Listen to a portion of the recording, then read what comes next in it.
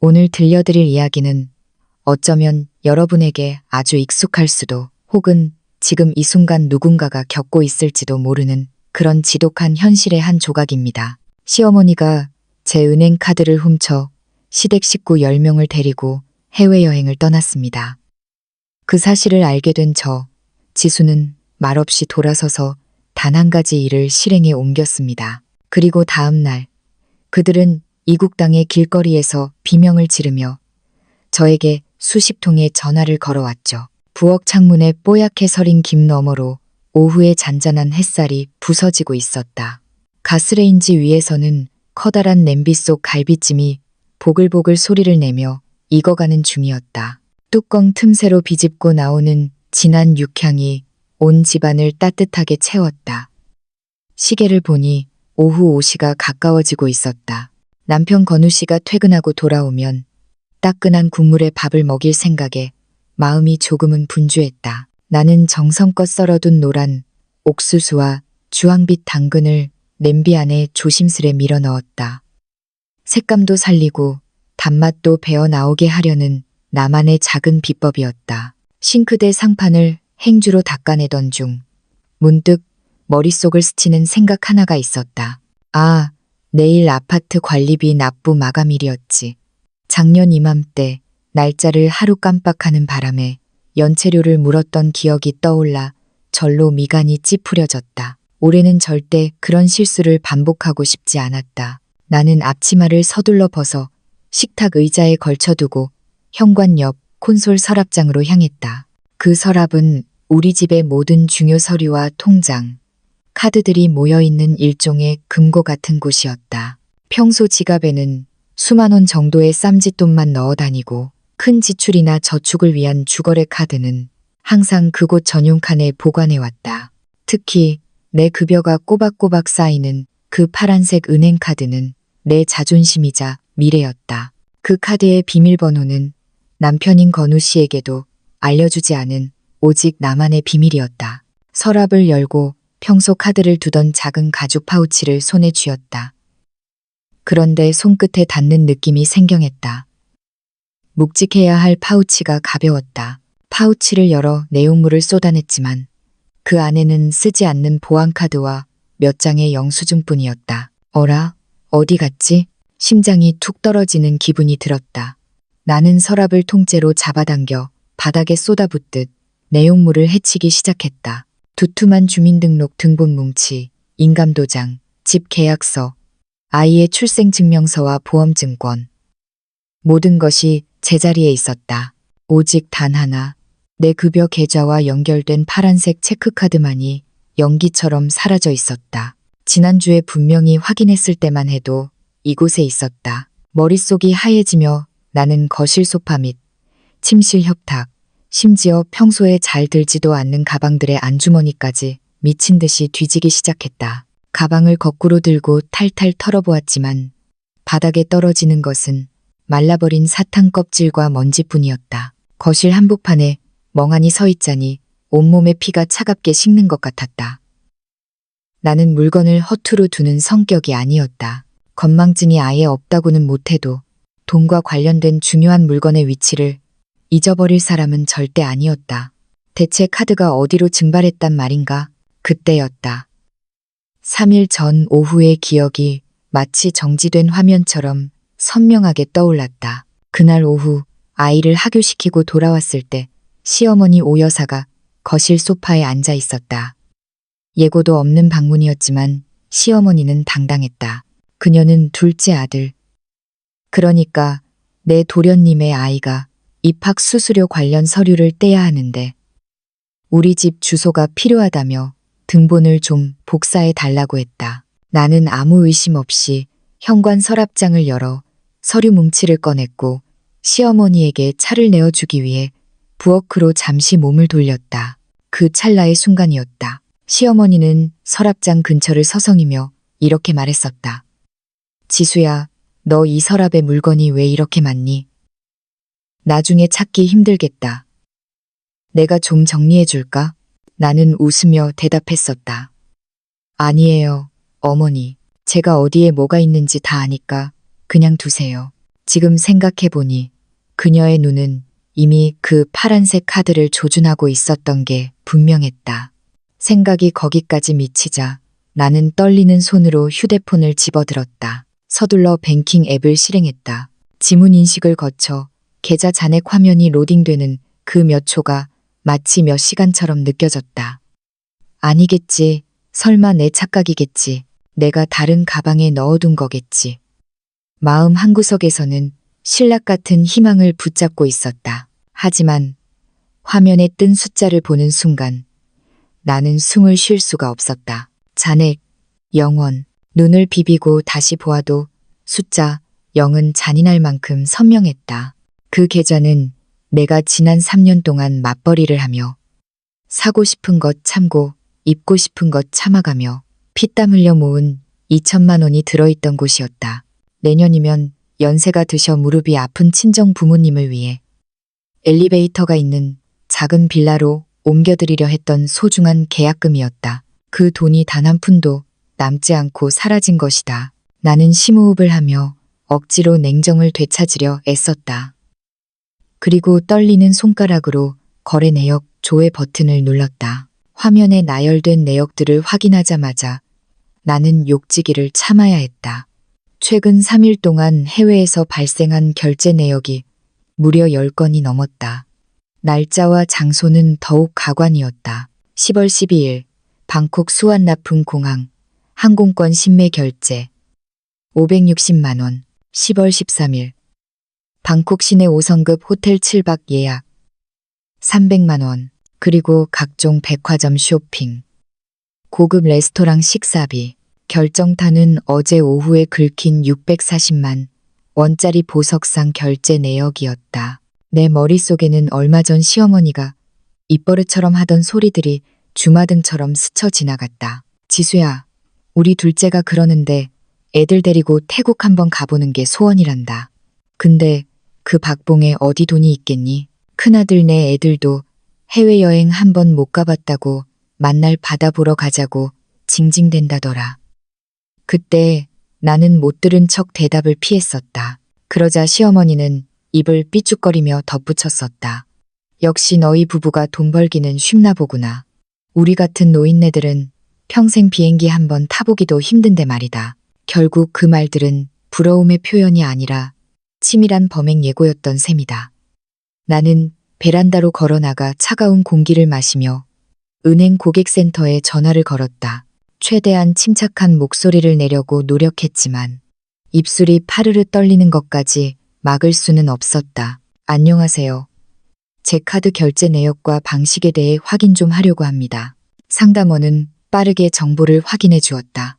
네, 고객님. 해당 카드는 10월 12일부터 발생한 모든 해외 결제가 오프라인 POS 단말기를 통한 직접 결제로 확인됩니다.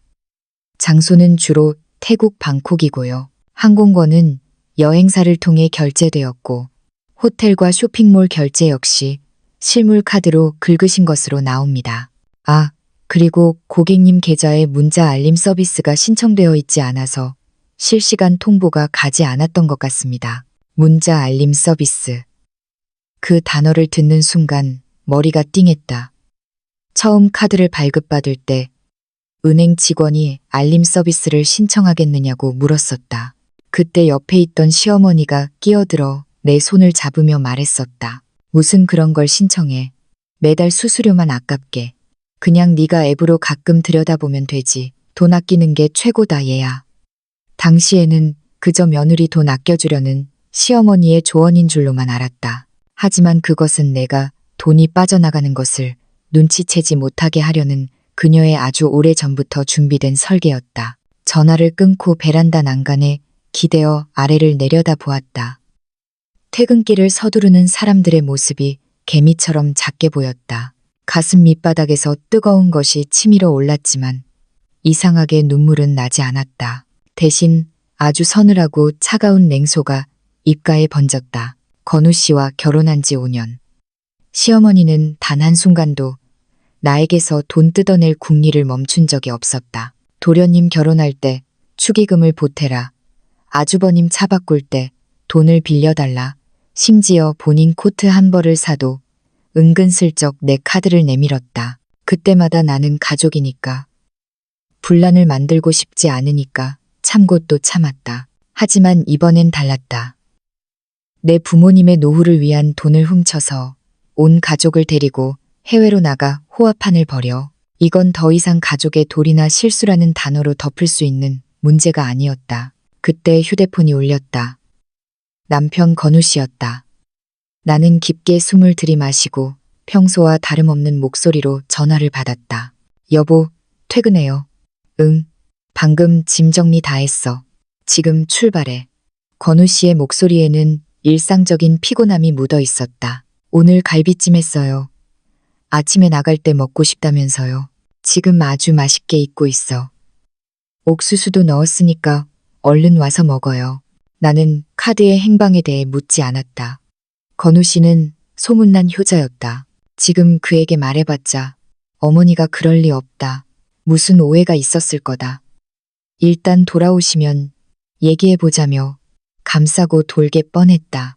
그와 입씨름하며 기운을 빼느니 내 방식대로 상황을 정리하는 게 빨랐다. 내 머릿속에는 이미 완벽한 시나리오가 그려지고 있었다. 전화를 끊고 부엌으로 들어갔다. 냄비 안에서 먹음직스럽게 끓고 있는 갈비찜을 물끄러미 바라보았다. 갑자기 구역질이 났다. 나는 가스불을 끄고 냄비를 통째로 들어 싱크대 옆 음식물 쓰레기통에 쏟아부었다. 김이 모락모락 나는 고기와 정성껏 썬 채소들이 쓰레기 더미 위로 처참하게 뭉개졌다. 내가 흘린 땀으로 만든 정성 어린 밥상을 내 돈을 훔쳐 호화 여행을 떠난 사람들의 아들에게 차려줄 순 없었다. 나는 소파에 앉아 종이와 펜을 꺼냈다. 은행 상담원이 알려준 내역을 하나하나 기록하기 시작했다. 항공권 얼마, 호텔비 얼마, 쇼핑 얼마, 합계 260만 원. 기록을 마친 뒤 종이를 접어 가방 깊숙이 넣었다. 그리고 휴대폰을 열어 친구 목록에서 이나라는 이름을 찾았다. 이나는 대학 동창으로 지금 태국 방콕에서 현지 가이드로 일하고 있었다. 평소 자주 연락하는 사이는 아니었지만 지금 이 상황에서 나를 도와줄 수 있는 유일한 사람이었다. 나는 이나에게 메시지를 보냈다. 이나야, 잘 지내? 다름이 아니라 좀 부탁할 게 있어서. 너 혹시 지금 방콕에 있어? 시암 호텔 근처나 큰 쇼핑몰 쪽 갈 일 있으면 확인 좀 부탁하고 싶은 사람들이 있어서 그래. 몇 분 지나지 않아 이나에게서 답장이 왔다. 지수구나. 나 지금 마침 투어 일정 때문에 방콕 시내야. 누구 찾는데 인상차게 좀 알려줘봐. 나는 시댁 식구들의 특징을 상세히 적어보냈다. 10명 정도 되는 한국인 가족이야. 노인부터 아이들까지 섞여 있어. 특히 60대 초반 할머니 한 분이 눈에 띌 거야. 붉은색 원피스를 즐겨 입고 금목걸이를 주렁주렁 걸고 계실 거야. 목소리가 크고 전형적인 우리 동네 사투리를 써. 남자는 둘인데 한 명은 30대 후반에 좀 통통한 편이고 다른 한 명은 40대 초반에 안경을 썼어. 나머지는 여자들이랑 아이들이야. 혹시 보게 되면 사진 몇 장만 몰래 찍어줄 수 있을까?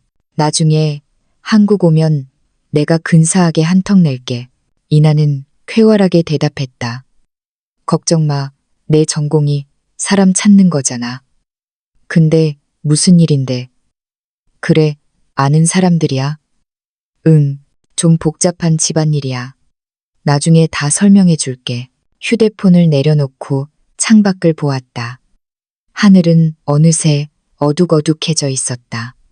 어머니, 아주버님, 도련님, 그리고 당신들 가족들까지. 그들이 태국에서 비싼 해산물을 먹고 5성급 호텔 침대에 누워있을 때 그 돈이 누구의 피땀인지 잊지 말길 바랐다. 지금 당신들이 누리는 그 화려한 행복이 커지면 커질수록 추락할 때의 고통은 더 잔인해질 테니까. 나는 소동을 피우며 울고불고 하지 않을 것이다. 다만 당신들이 함부로 건드려서는 안 될 사람을 건드렸다는 것을 뼈저리게 느끼게 해줄 생각이었다. 현관문 도어락 소리가 들렸다. 건우 씨가 돌아왔다. 그는 딸기가 든 비닐봉지를 흔들며 밝게 웃었다. 여보, 오다가 마트 들러서 당신 좋아하는 딸기 샀어. 얼른 씻어 먹자. 나는 자리에서 일어나 억지 미소를 지어 보였다. 고마워요. 일단 냉장고에 넣어둘게요. 밥 먹고 먹어요. 건우 씨는 내 안색이 평소보다 창백하다는 것을 눈치채지 못한 듯 수다를 떨기 시작했다. 아, 오늘 낮에 어머니한테 전화 왔었어. 형님이랑 동생네랑 다 같이 여행 가셨다더라. 나 걱정할까봐 미리 말씀 안 하셨대. 갔다 오면서 우리 선물도 잔뜩 사오신다는데 어머니도 참 노후의 기운도 좋으셔. 나는 딸기를 씻으러 부엌으로 들어가 등을 돌린 채 나직하게 답했다. 그래요. 선물까지 사오신다니 정말 대단하시네요. 속으로는 차가운 웃음이 터져 나왔다. 내 돈으로 산 선물을 생색내며 들고 올 시어머니의 얼굴이 그려졌다. 그 계산기 두드리는 소리가 여기까지 들리는 듯했다. 저녁 식사 내내 건우 씨는 시어머니의 여행 이야기를 늘어놓았다. 어머니가 평생 고생만 하셨는데 이렇게 비행기 타고 나가시니 본인 마음이 다 후련하다느니 하는 소리들. 나는 그저 밥알을 씹어 삼키며 침묵했다. 내가 말이 없자 건우 씨가 내 눈치를 살피며 물었다. 여보, 오늘 어디 아파? 기운이 없어 보여. 아, 감기 기운이 좀 있나 봐요. 머리가 좀 무겁네. 나 오늘 일찍 좀 쉴게요. 나는 대충 핑계를 대고 침실로 들어왔다. 건우 씨는 미안했는지 본인이 설거지를 하겠다며 부엌으로 향했다. 열린 문틈으로 그의 뒷모습을 바라보며 복잡한 감정이 들었다. 우리 부부 사이는 나쁘지 않았다. 건우 씨는 다정한 남편이었지만 그 지독한 효심이 늘 문제였다. 이번 일에서 그가 내 편에 서줄지 아니면 또다시 가족이라는 이름으로 나에게 인내를 강요할지 그 결과에 따라 우리 관계의 향방도 결정될 것이었다. 욕실로 들어가 뜨거운 물을 틀었다. 쏟아지는 물줄기 아래서 나는 내일부터 해야 할 일들을 차근차근 정리했다. 첫째, 내일 아침 은행에 가서 상세 결제 내역을 출력하고 공증을 받을 것. 둘째, 아파트 복도 CCTV를 확인해 시어머니가 서랍장에 손을 대는 장면을 확보할 것. 셋째, 이나에게 연락해 그들의 동선을 완벽히 파악할 것. 그리고 가장 중요한 마지막 단계, 도난당한 카드를 즉시 정지시키고 해외 결제 승인을 차단하는 것. 그들이 이국 땅에서 한 푼의 돈도 쓸 수 없게 되었을 때, 그리고 가진 현금마저 바닥났을 때 어떤 얼굴을 할지 상상만 해도 손끝이 짜릿했다. 침대에 누웠지만 잠은 오지 않았다. 옆자리에서 들려오는 건우 씨의 고른 숨소리가 평소와 달리 낯설게 느껴졌다. 나는 어둠 속에서 휴대폰을 켜 다시 한번 잔액 영을 확인했다. 어머니, 태국에서 마음껏 즐기세요. 조만간 그 웃음이 비명으로 바뀔 테니까. 나는 차갑게 읊조리며 눈을 감았다. 제1막은 이제 막 시작되었다. 다음 날 아침. 알람 소리도 들리지 않는 이른 새벽에 나는 눈을 떴다. 곁에서 자고 있는 건우 씨는 세상 모르고 깊은 잠에 빠져 있었다. 규칙적으로 들려오는 그의 가벼운 코골이 소리가 오늘따라 유난히 신경을 긁었다. 나는 그가 깨지 않도록 최대한 소리를 죽여 몸을 일으켰다. 지금 이 상황에서 그와 카드의 행방을 두고 실랑이를 벌이고 싶지 않았다. 만약 그가 내 계획을 눈치채고 어머니를 보호하겠답시고 은행 가는 길을 막아선다면 모든 것이 엉망이 될 터였다. 나는 욕실로 들어가 찬물로 세수를 하며 정신을 가다듬었다. 거울 속의 내 눈은 어느 때보다 날카롭게 빛나고 있었다. 옷장에서 활동하기 편한 외투를 꺼내 입고 가방 안에 신분증과 휴대폰이 있는지 몇 번이고 확인했다. 현관문을 열고 나서는 순간 새벽의 찬 공기가 폐부 깊숙이 박혔다. 단지 앞 분식집에서는 벌써 김이 모락모락 피어오르고 있었다. 나는 평소 즐겨 먹던 어묵 몇 개와 종이컵에 담긴 국물로 대충 아침을 때우며 은행으로 향하는 발걸음을 재촉했다. 머릿속으로는 은행에서 처리해야 할 일들을 순서대로 정리했다. 첫째, 상세거래 내역서를 출력할 것. 반드시 은행 직인이 찍힌 공식 서류여야 했다. 그래야 나중에 법적인 증거로 힘을 발휘할 수 있기 때문이다. 둘째, 도난당한 카드를 즉시 정지시킬 것. 단 1원이라도 더 그들의 호화판 여행에 보태줄 생각은 눈꼽만큼도 없었다. 마지막으로 해외 결제가 일어난 가맹점의 상세 정보를 최대한 확보하는 것이었다. 은행 문이 열리자마자 나는 번호표를 뽑았다.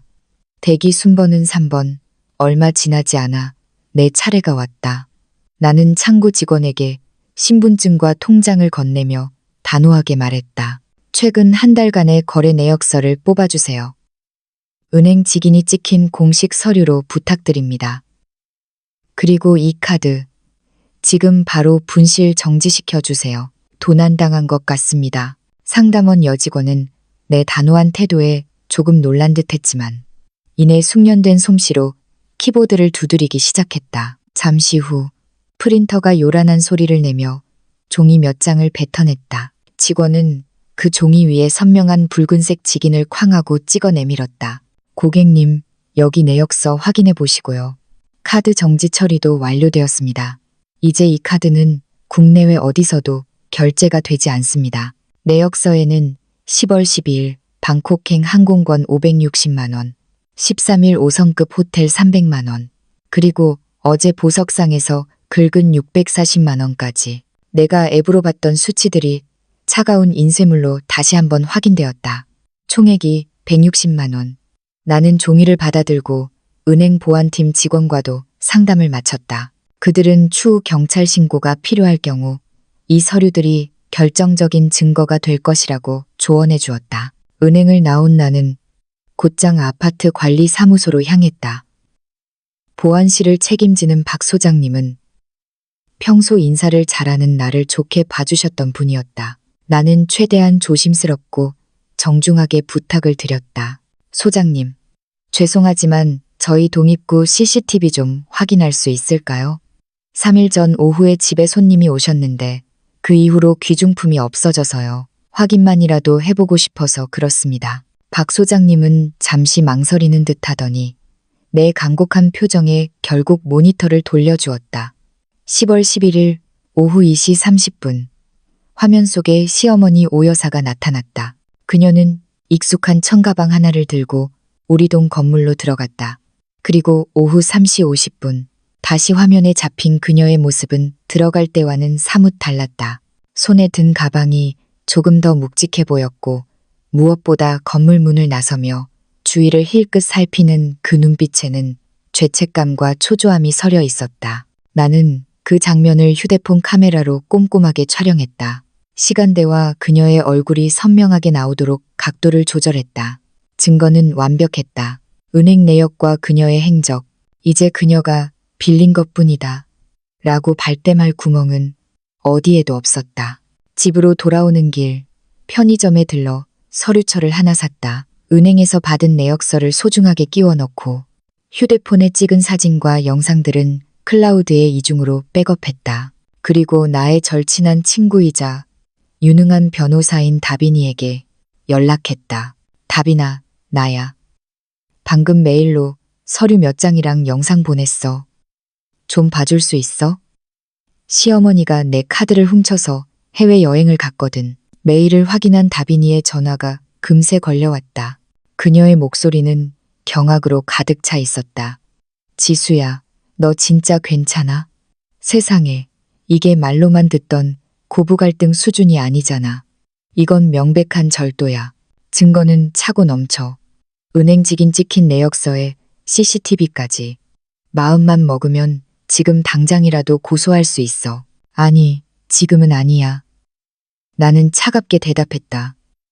그들이 태국에서 가장 행복하고 들떠있을 때 그 발밑의 카펫을 단숨에 빼버릴 생각이야. 지금은 그저 지켜보고 있어. 다빈이는 내 단호함에 혀를 내둘렀다. 알았어. 내가 결심하면 언제든 말해. 내가 최고 실력의 형사 전문 변호사 붙여줄 테니까. 전화를 끊자마자 방콕의 이나에게서 사진 몇 장이 도착했다. 시안 파라곤 쇼핑몰 앞 화려한 햇살 아래 시어머니가 환하게 웃고 있었다. 그녀의 목에는 새로 산 것이 분명한 굵은 금목걸이가 번쩍이고 있었고 양손에는 명품 브랜드의 쇼핑백이 가득했다. 그 뒤로는 도련님 부부가 서로 아이스크림을 먹여주며 즐거워하는 모습도 보였다. 그들은 5성급 호텔 로비에서 체크인을 하고 있었고 식당에서는 커다란 랍스터를 앞에 두고 사진을 찍기에 여념이 없었다. 이나는 음성 메시지로 상황을 전했다. 지수야, 이 할머니 진짜 장난 아니다. 쇼핑할 때 가격표도 안 보고 카드를 척척 내밀어. 방금 들었는데 내일은 전용 요트 투어를 예약하겠다네. 아주 돈을 물쓰듯 쓰고 있어. 나는 사진 속의 그 화려한 풍경들을 하나하나 저장했다. 그들이 누리는 그 사치스러운 순간들이 모두 나의 피와 땀이라는 사실이 가슴을 후벼 팠지만 동시에 그들이 곧 마주하게 될 절망의 크기가 그만큼 비례할 것이라는 생각에 기이한 평온함이 찾아왔다. 오후 5시 건우 씨가 퇴근했다. 그는 어제보다 한결 밝은 얼굴로 나에게 다가와 백허그를 했다. 여보, 나왔어. 오늘 몸은 좀 어때? 아침에 보니까 많이 안 좋아 보이더니. 괜찮아요. 약 먹고 좀 쉬었더니 나아졌어. 나는 익숙한 듯 거짓말을 내뱉었다. 다행이다. 아, 어머니한테 방금 카톡 왔어. 태국 해산물이 그렇게 맛있다네. 큰애들도 수영장에서 사느라 신났대. 우리도 내년엔 꼭 같이 가자. 어머니가 당신 고생한다고 선물도 비싼 거로 고르고 계신데. 건우 씨는 정말 아무것도 모르는 아이처럼 천진하게 웃었다. 그 웃음을 보며 나는 이 남자가 내 편이 될 수 있을지 다시 한번 자문했다. 그는 어머니의 도둑질을 가족 간의 실수로 치부할 사람인가? 아니면 아내의 상처를 먼저 들여다볼 사람인가? 저녁 식사 후 건우 씨가 TV를 보는 사이 나는 방으로 들어와 여행사에 전화를 걸었다.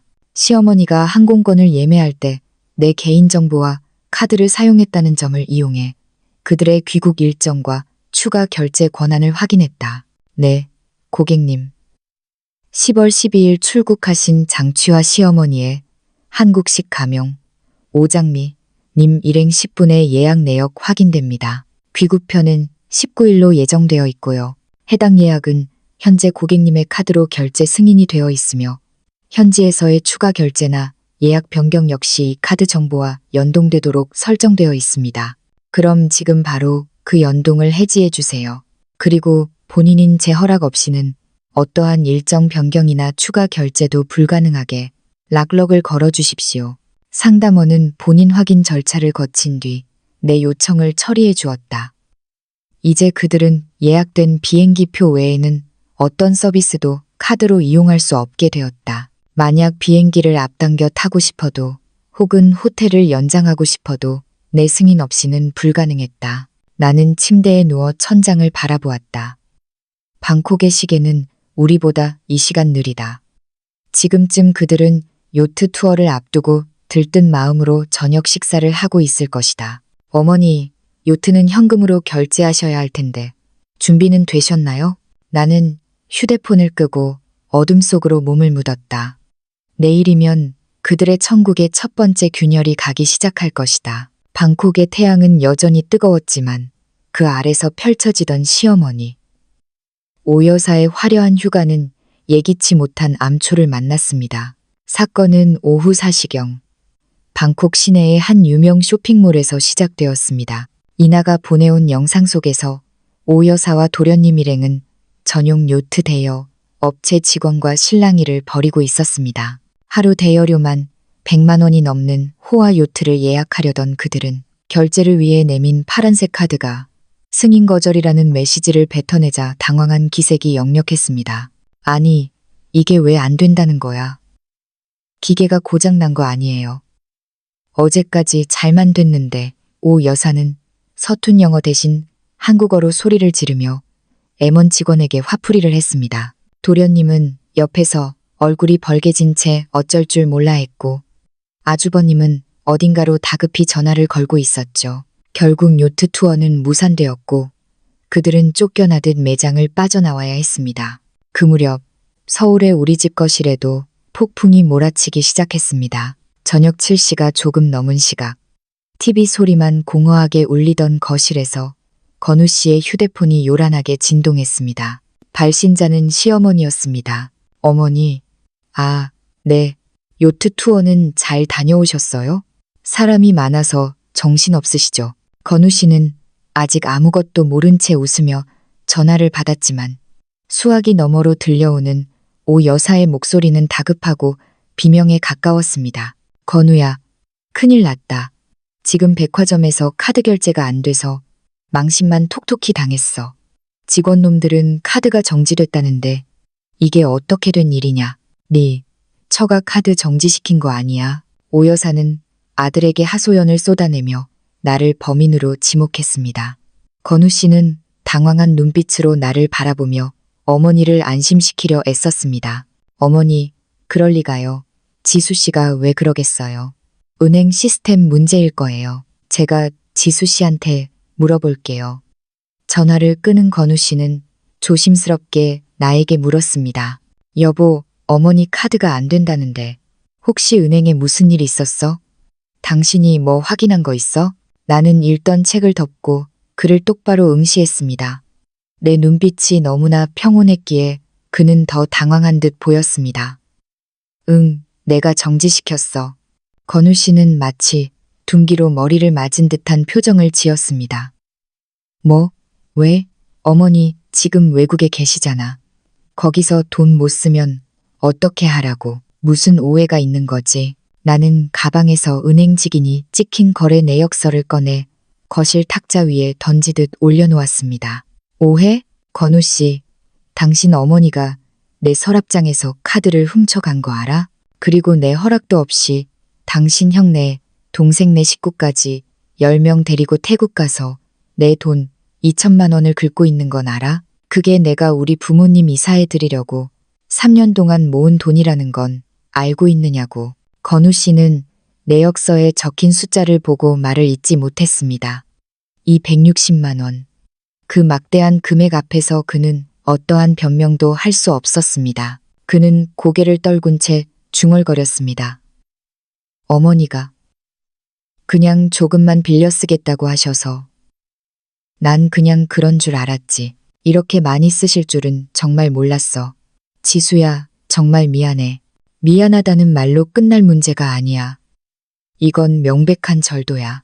내가 경찰에 신고 안 한 것만으로도 어머니는 나한테 감사해야 해. 나는 차갑게 말을 뱉고 방으로 들어와 문을 잠가버렸습니다. 거실에서는 건우 씨가 다시 시어머니와 통화하며 소리를 지르는 소리가 들려왔습니다. 어머니, 어떻게 그러실 수가 있어요.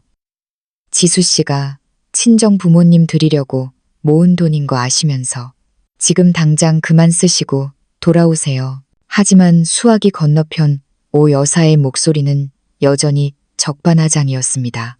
네, 처가 너무 소갈딱지 없는 거 아니냐? 시어머니가 좀 썩기로 써니 카드를 확 정지시켜버려. 우리 지금 호텔비도 못 내게 생겼어. 당장 카드 풀어달라고 해. 태국 현지의 상황은 급격히 악화되었습니다. 이나가 보내온 저녁 시간의 영상은 그야말로 참혹했습니다. 어제까지만 해도 랍스터와 최고급 요리를 즐기던 식구들이 이제는 호텔 구석진 식당에서 가장 저렴한 볶음 국수 3그릇을 시켜놓고 10명이 나눠 먹고 있었습니다. 그러니까 내가 금목걸이는 사지 말자고 했잖아요. 그 돈만 있었어도 지금 이 고생은 안 하지. 도련님은 오 여사를 원망했고 오 여사는 숟가락을 집어 던지며 소리를 질렀습니다. 이게 다 누구 좋으라고 한 건데 너희들도 다 같이 즐겼잖아. 사태는 거기서 끝나지 않았습니다. 호텔 측에서는 추가 예치금을 결제하지 않으면 당장 방을 비워달라고 요구했습니다. 오 여사는 다시 건우 씨에게 전화를 걸어 울며 불며 매달렸습니다. 건우야, 제발 돈 좀 보내다오. 우리 지금 길거리로 쫓겨나게 생겼어. 애들이 무슨 죄냐? 응? 엄마가 한국 가서 다 갚을게. 제발. 건우 씨는 결국 동료들에게 고개를 숙여가며 100만 원 남짓을 빌려 송금해 주었습니다. 그 돈은 겨우 하루 이틀치의 저렴한 숙소비와 식비 정도였죠. 나는 그 사실을 알았지만 막지 않았습니다. 대신 그에게 마지막 경고를 날렸습니다. 이게 마지막이야. 앞으로 당신이 어머니를 위해 1원이라도 더 보태거나 나에게 인내를 요구한다면 우린 바로 이혼이야. 건우 씨는 하얗게 질린 얼굴로 고개를 끄덕였습니다. 이국 땅에서의 화려한 꿈은 그렇게 비참한 생존 투쟁으로 바뀌고 있었습니다. 방콕의 밤은 낮보다 더 가혹했습니다. 건우 씨가 빌려준 돈은 10명의 식구가 5성급 호텔에서 단 하루를 버티기에도 턱없이 부족했습니다. 결국 호텔 측은 단호하게 그들의 짐을 로비 밖으로 빼냈습니다. 시어머니 오 여사는 대리석 바닥에 주저앉아 바닥을 치며 통곡했습니다. 우리가 돈이 없는 것도 아니고 잠시 카드가 안 되는 건데 어떻게 이럴 수 있어. 이건 인종차별이야. 하지만 호텔 직원들의 눈빛은 차가웠고 주변 관광객들의 시선은 구경거리를 보는 듯 했습니다. 그들은 결국 밤거리로 밀려났습니다. 어린 조카들은 배고픔과 피로에 지쳐 울음을 터뜨렸고 도련님과 아주버님은 서로의 무능함을 탓하며 길거리에서 고성이 오가는 싸움을 벌였습니다. 오 여사는 마지막 자존심이었던 금목걸이를 중고 보석상에 팔아보려 했지만 돌아온 것은 헐값에 불과한 몇만 원의 현금이었습니다. 그 돈으로 그들이 할 수 있는 것이라고는 편의점에서 마른 빵 몇 개와 생수를 사서 나누어 먹는 것이 전부였습니다. 서울의 밤, 나는 정지된 화면처럼 고요한 거실에 앉아 있었습니다. 휴대폰 액정은 쉴 새 없이 빛을 내뿜고 있었습니다. 모르는 태국 번호, 그리고 공중전화를 빌려거는 듯한 한국 번호들이 번갈아가며 화면을 채웠습니다. 나는 그 모든 전화를 묵묵히 지켜보았습니다. 액정에는 부재중 전화 77이라는 숫자가 찍혔습니다. 그 77통의 전화에는 오 여사의 분노와 협박, 그리고 마침내는 비굴한 애원이 섞여 있었을 것입니다. 건우 씨는 베란다에서 담배만 연거푸 피워댔습니다. 그의 눈동자에는 자식으로서의 죄책감과 가장으로서의 무력감이 뒤섞여 소용돌이치고 있었습니다. 여보, 그래도 애들이 아프대. 조카가 열이 펄펄 끓어서 병원도 못 가고 길거리에서 울고 있대. 그의 목소리는 떨리고 있었습니다. 나는 그를 똑바로 바라보며 말했습니다. 그 아이들을 사지로 몰아넣은 건 내가 아니라 당신 어머니야. 내 돈 2천만 원을 훔칠 때는 그 아이들의 안위 따위는 안중에도 없으셨던 분이야. 지금 당신이 해야 할 일은 내 편에 서는 거지. 그들의 도피 자금을 마련해 주는 게 아니야.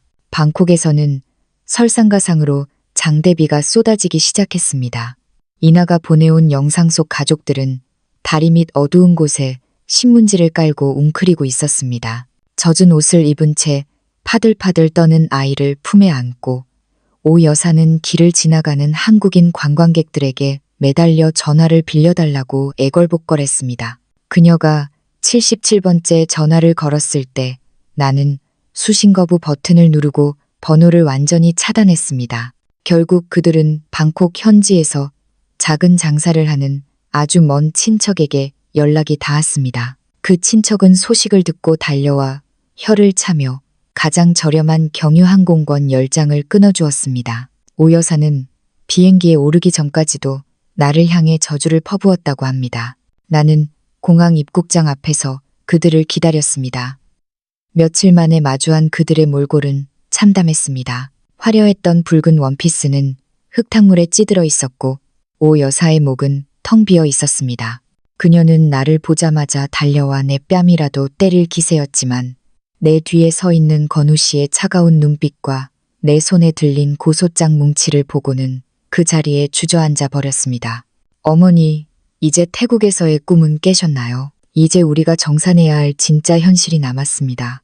입국장의 차가운 형광등 아래 오 여사의 울음소리가 공허하게 울려 퍼졌습니다.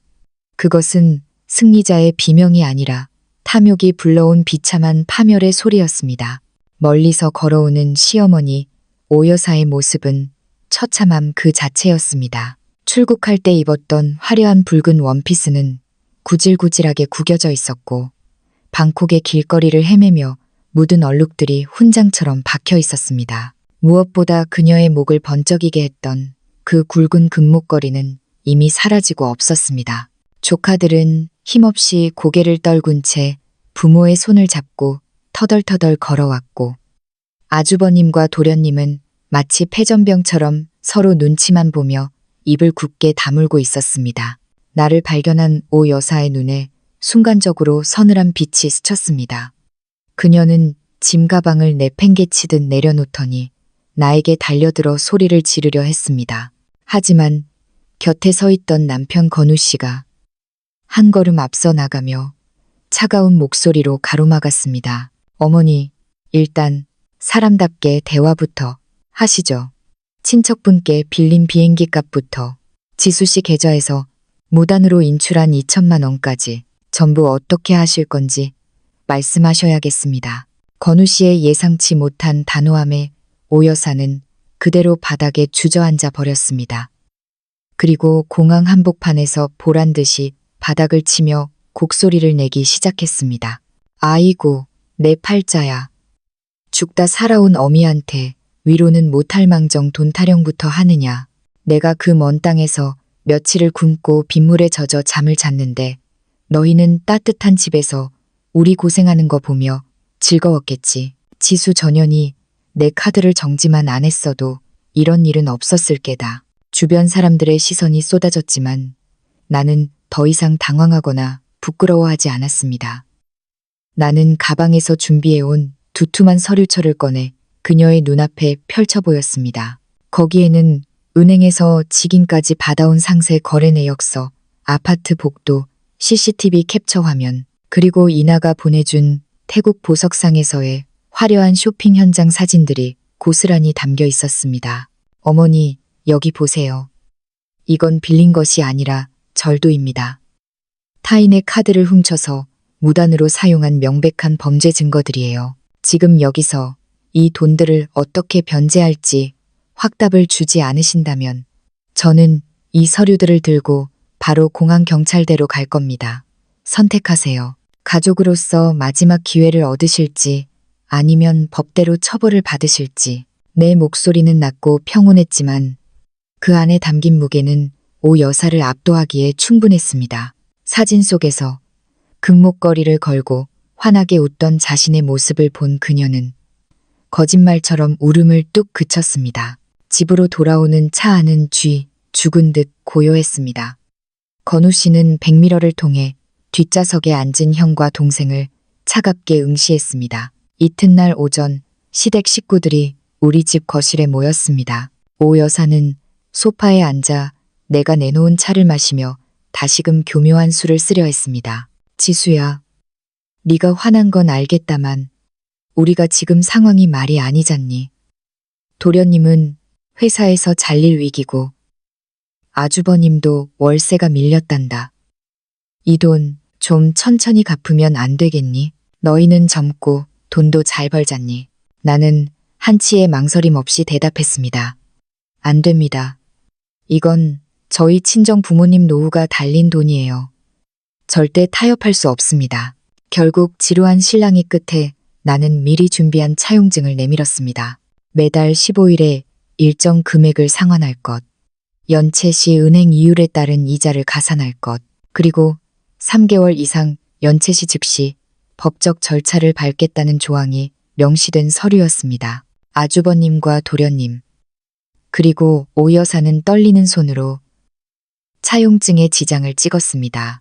그날 이후 우리 집에는 작은 변화가 찾아왔습니다. 오 여사는 더 이상 우리 집 문턱을 넘지 않았고 명절에도 아이들 안부만 짧게 전할 뿐 돈 이야기는 입 밖으로 꺼내지 못했습니다. 건우 씨 역시 이번 사건을 통해 진정한 효도가 무엇인지 깨달은 듯 더 이상 나에게 일방적인 희생을 강요하지 않았습니다.